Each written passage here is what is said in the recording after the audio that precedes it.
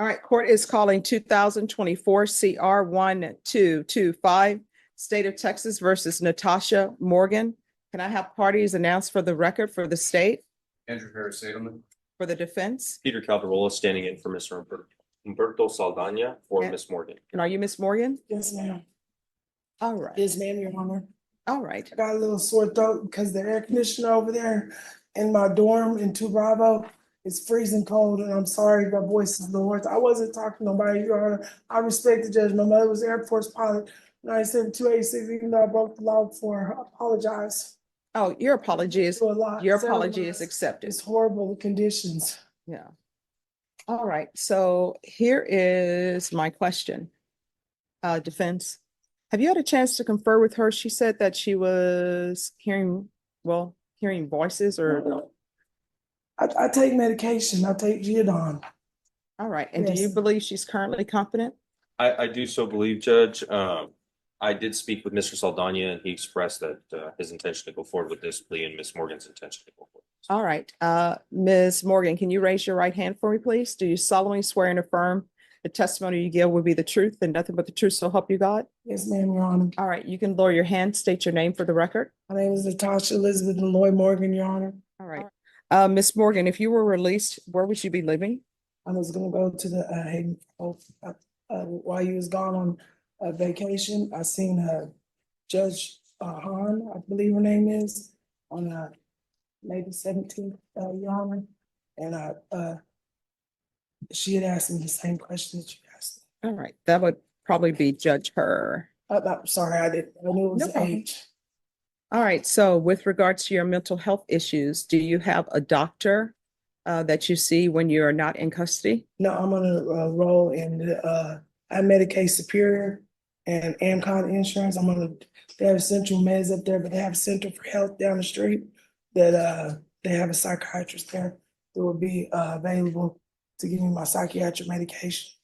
You know, release if you decide that it's in your favor, in your judgment to release me on the 10 years of probation, plea of bargain.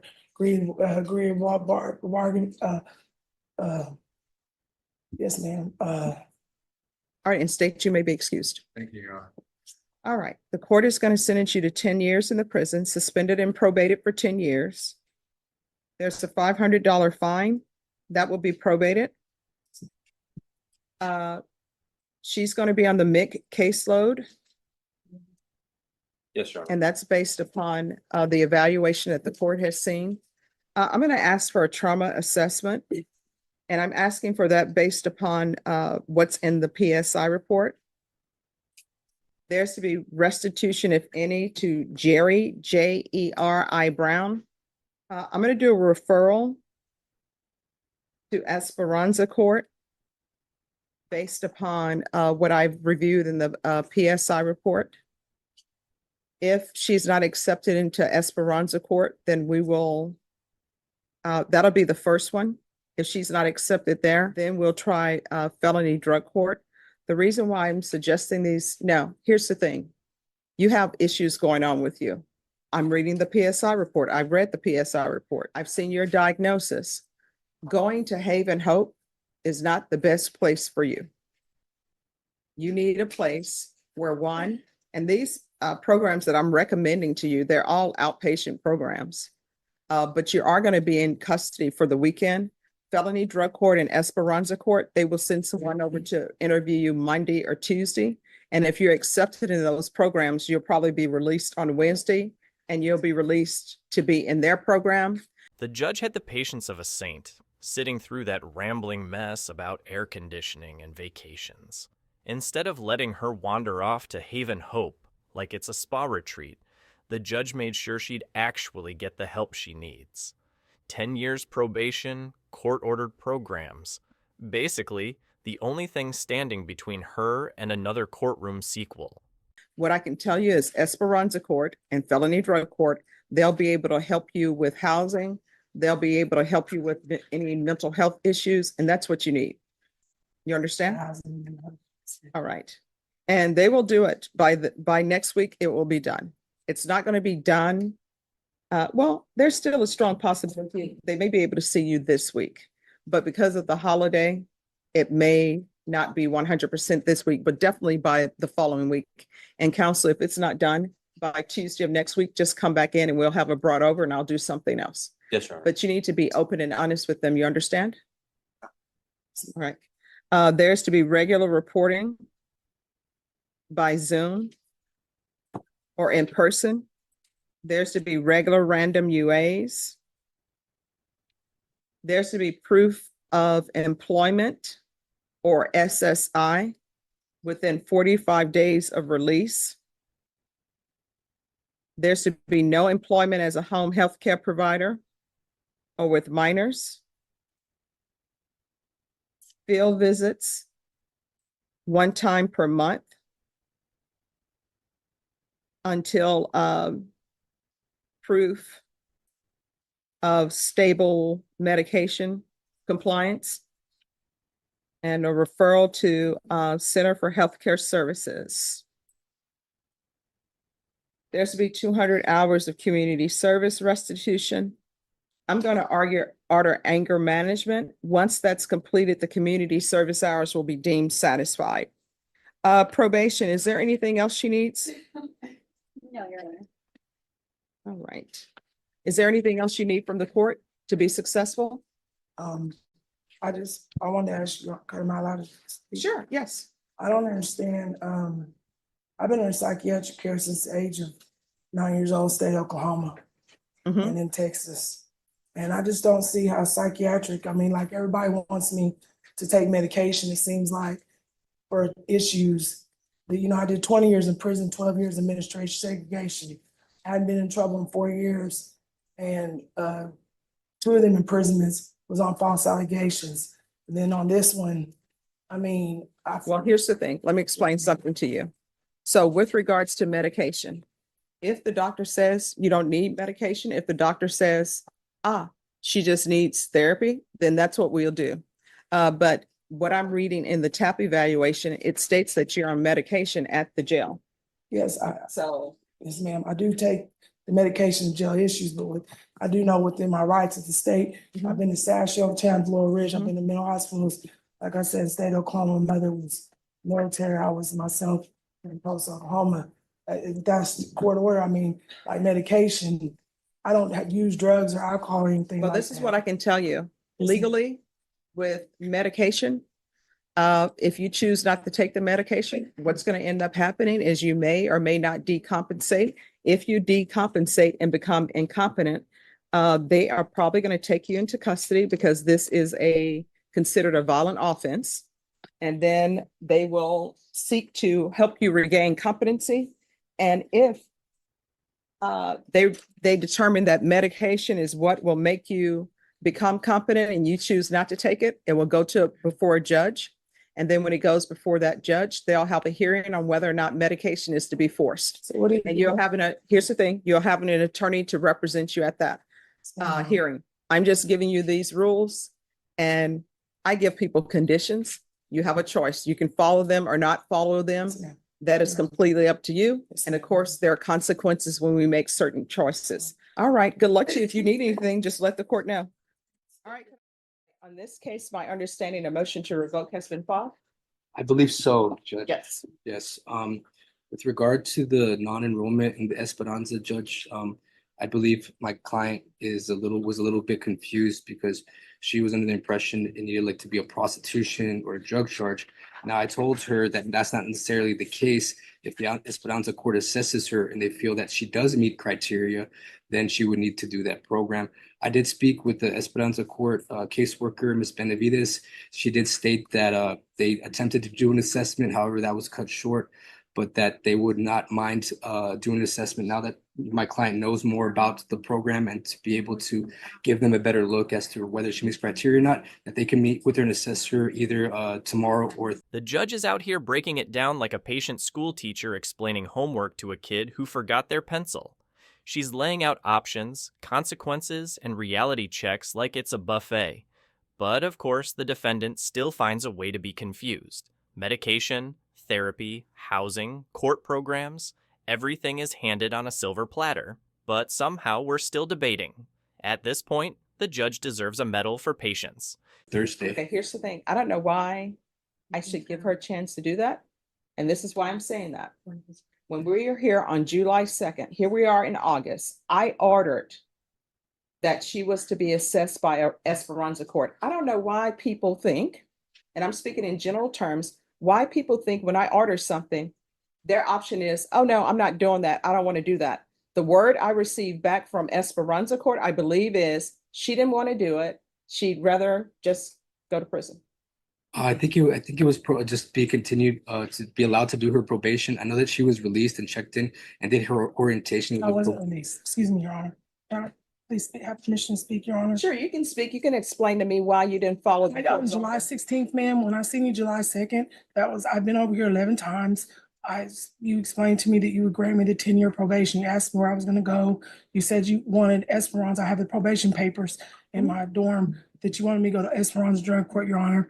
On July 16th, I was pulled out. I'm not, like I said, I was Corpus Christi area when I was arrested, when I did my 20 years in prison. I'm not aware of the San Antonio Drug Court, never been to it.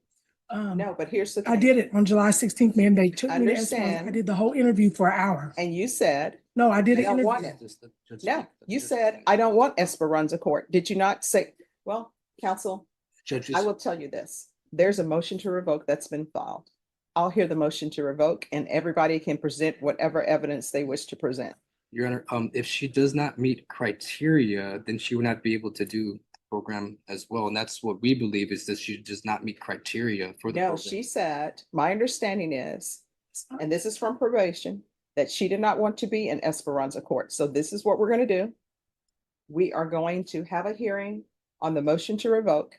Everybody can present whatever evidence they want to present, and then the court will make a decision on whether or not to revoke her or whether or not to continue her. And Mr. Munoz, I'll give you time because I know you've been appointed to the case. So I will give you time. We can set it for a contested hearing, and if it's not contested, then it's not contested. Correct, Judge. And if you want to bring people from Esperanza court to come over on her behalf, I'm willing to hear it. How much time is the court thinking about resetting it to?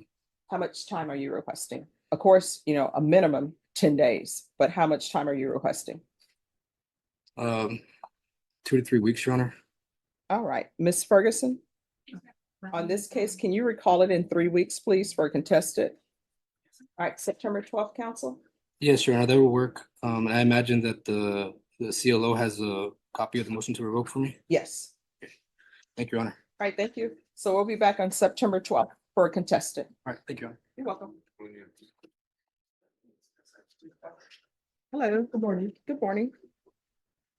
Ms. Abrams?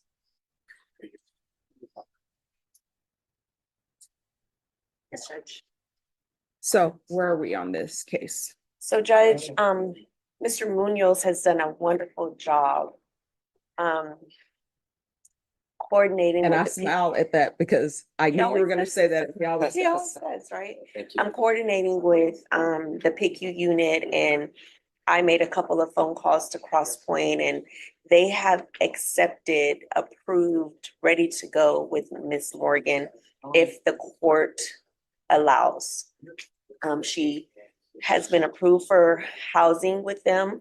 They have agreed to ensure that she is on her medications, and in conjunction with the Center for Healthcare Services.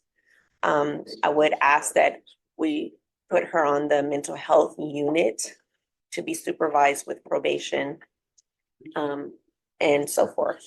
She was not eligible for Esperanza Court. She was not eligible for drug court. And I think at this point, this is the best place for her. All right, state. Judge, my understanding is that she was accepted into Esperanza Court. I think this may be the next best option that we have available. So are you all withdrawing the motion and altering amending conditions? Yes, Judge. All right. No, So Judge. is this what you want? It looks like the court is moving towards an alternative solution since the defendant was not eligible for Esperanza Court or drug court. Instead, they are considering placing her in supervised mental health care with housing at Cross Point. The judge is asking whether the state is withdrawing the motion to revoke and instead modifying her conditions. Yes, ma'am, I wanted you to do better, Your Honor, and be a productive member of society. I wanted to say to you, I owe you an apology. I was angry. July 16th was a hard day for me.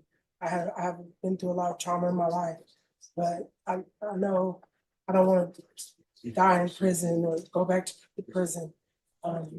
I want to do the best I can to be successful in life. I still have children. I have a 13-year-old, 24-year-old, 27-year-old grandchildren.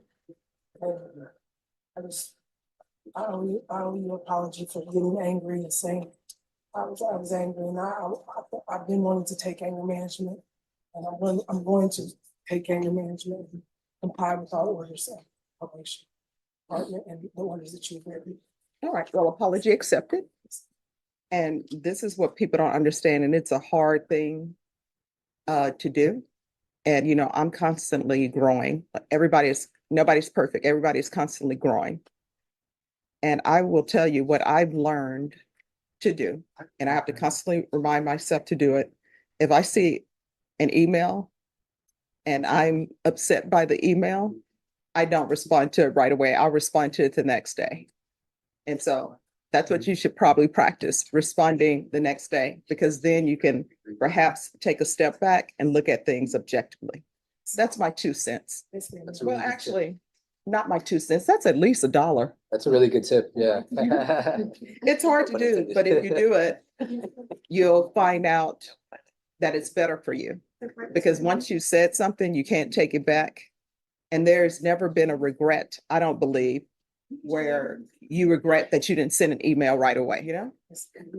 All right, so I'll do the referral to Crosspoint. I'll agree with that. We're alternate man conditions. If you'll file the motion to withdraw. Yes, Judge. So we'll alternate man conditions to include Crosspoint, anger management, referral for Center for Healthcare Services, And mental health unit. and mental health unit. Yes, ma'am. All right, so in this court, people will say that probation is difficult, but I put conditions in place because I'm hoping those conditions that I put in place are something that will help you be successful.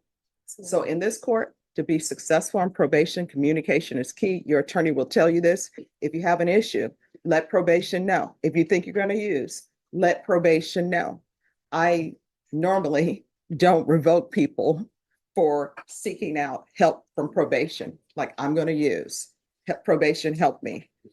Because we're here to hopefully make you a success. Yes, ma'am, Your Honor. All right, is there any? Oh, what a saintly act of patience, giving yet another chance to someone who basically threw a tantrum the last time. But hey, at least there was a half-baked apology, so all is forgiven, right? Meanwhile, the judge is out here dropping wisdom like a life coach, reminding everyone that reacting with pure emotion is a one-way ticket to regret. But sure, let's pretend probation is some unbearable torture instead of a golden opportunity to avoid prison.